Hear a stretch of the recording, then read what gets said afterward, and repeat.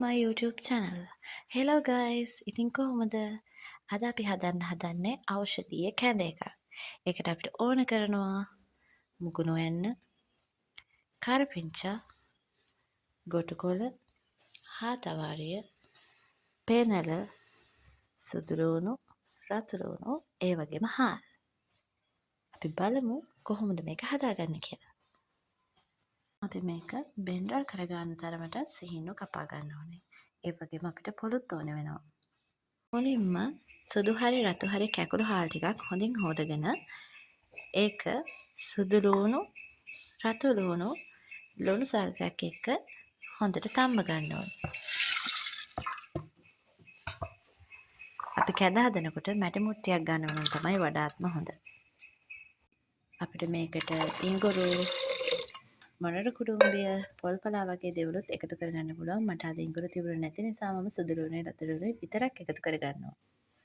දැන් මේ පොළුයි මේ කොළ කපාගත්ත කොළ ටිකයි වතුර ටික ටික දාලා බෙන්ඩර් කරගන්නවා. අපි මේකට පොල් ගොඩක් දාගන්නේ නැහැ මොකද කොළවල තියෙන ඖෂධීය ගුණය අඩු වෙන නිසා.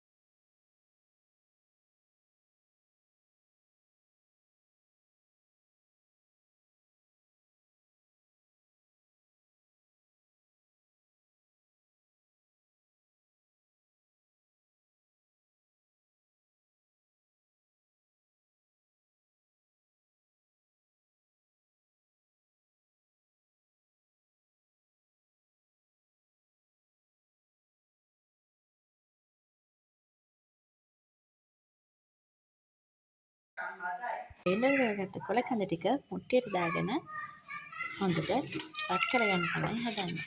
දැන් මේ බත් හොඳට තැම්බිලා තියෙනවා.